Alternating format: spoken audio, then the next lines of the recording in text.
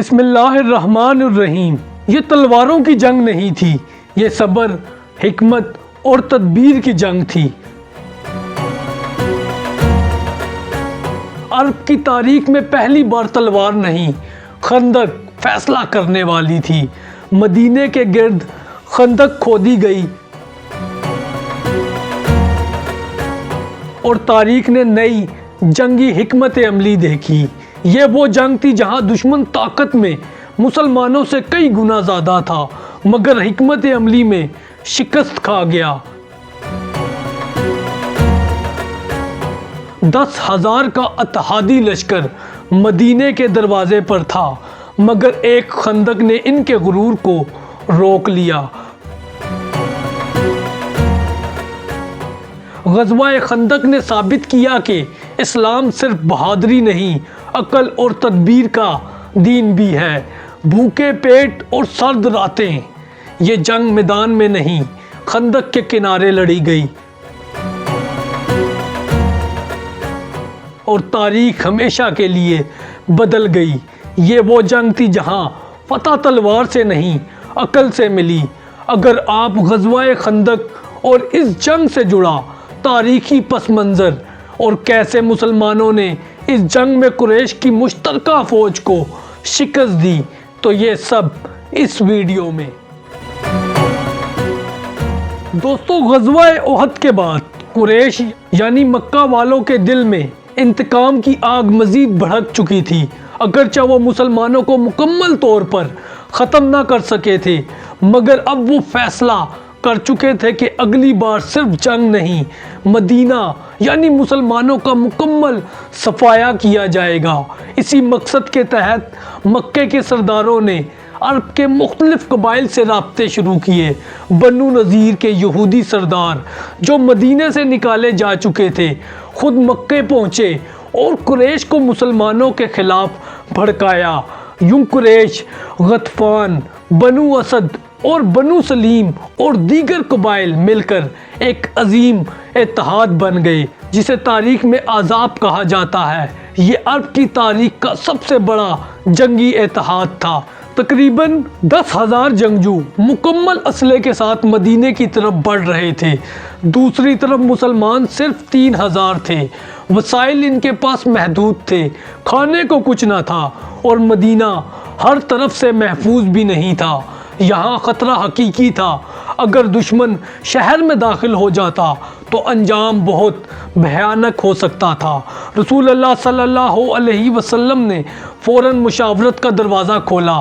یہ اسلام کی قیادت کا وہ پہلو تھا جہاں ہر کسی کی رائے سنی جاتی تھی۔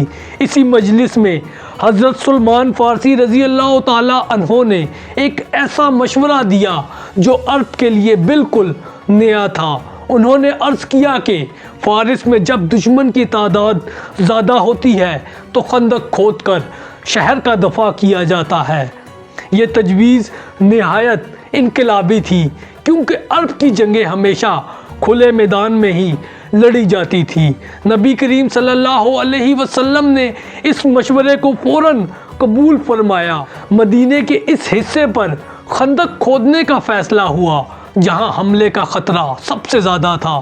مسلمان گروہوں میں بٹ گئے۔ ہر 10 افراد کو 40 ہاتھ خندق کھودنے کی ذمہ داری دی گئی۔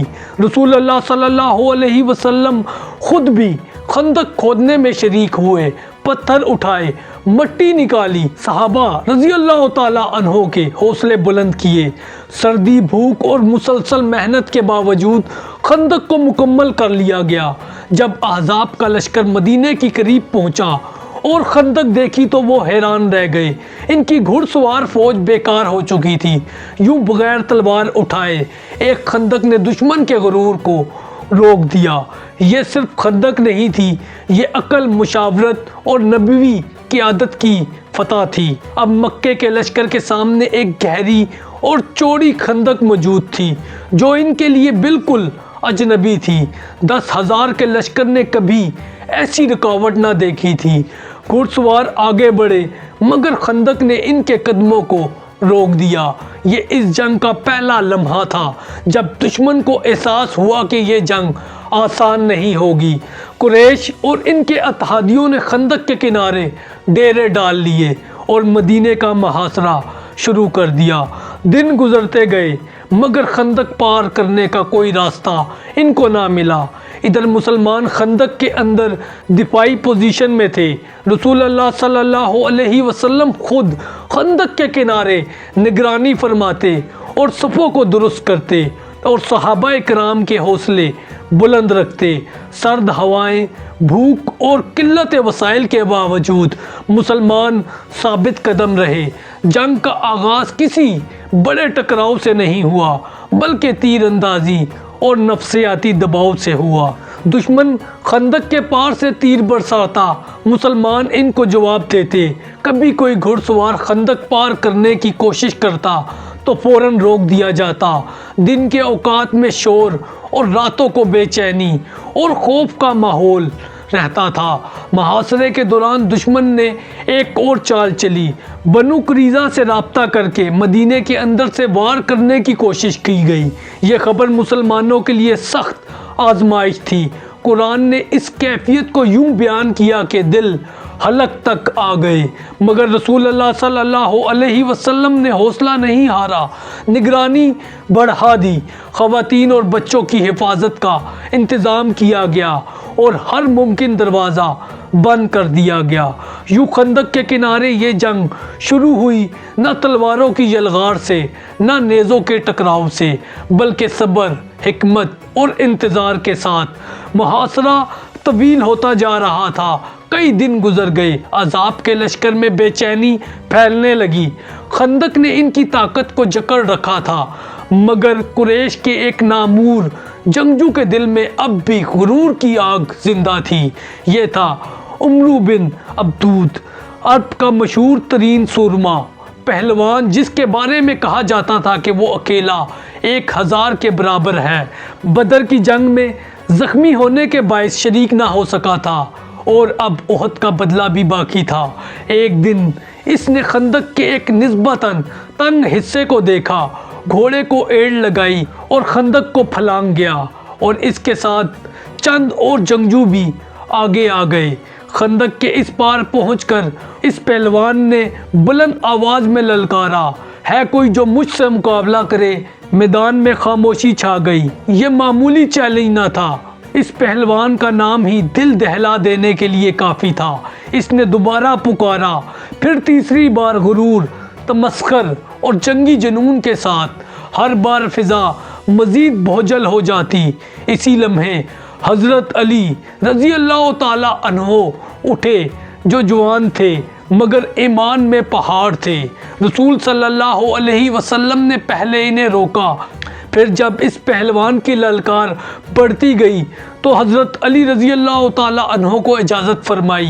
حضرت علی رضی اللہ تعالی عنہ خندق پار کر کر میدان میں اترے۔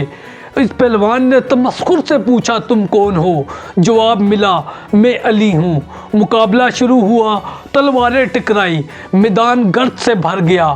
کچھ دیر کے لیے دونوں نظروں سے اوجھل ہو گئے، پھر ایک زوردار وار ہوا اور یہ پہلوان زمین پر گر پڑا۔ تکبیر کی گونج نے فضا کو چیر دیا۔ یہ صرف ایک شخص کی ہلاکت نہ تھی، یہ احزاب کے حوصلے کی شکست تھی۔ اس پہلوان کے گرتے ہی دشمن کے قدم ڈگمگا گئے۔ خندق کے پار آنے کی ہمت کسی میں نہ رہی تھی۔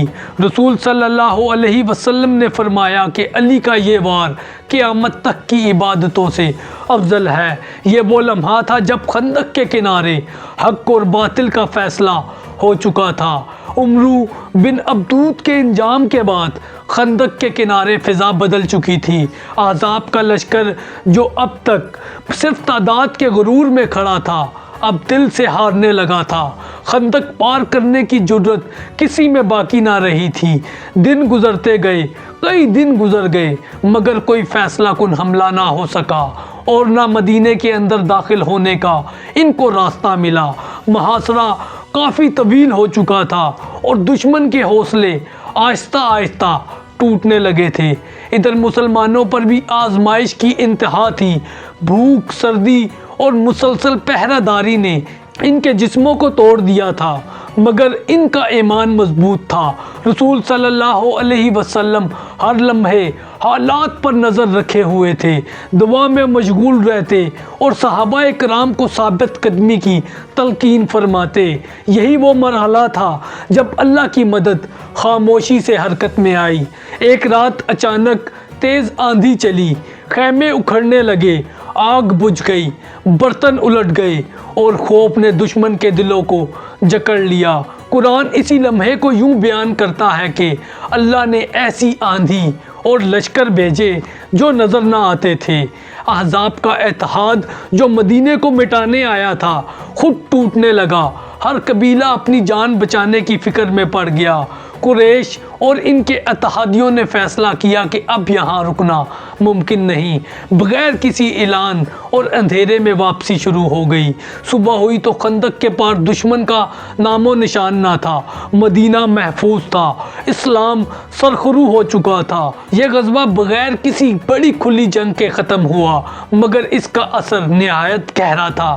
غزوہ خندق نے واضح کر دیا کہ اب دشمن دفاعی پوزیشن میں آ چکا ہے۔ رسول صلی اللہ علیہ وسلم نے فرمایا، اب وہ ہم پر حملہ نہیں کریں گے بلکہ ہم ان پر جائیں گے۔ یہ انجام صرف ایک محاصرے کا خاتمہ نہیں تھا، بلکہ اسلامی طاقت کے توازن کا فیصلہ کن موڑ تھا، جہاں صبر، حکمت اور اللہ کی مدد نے تاریخ کا رخ بدل گیا۔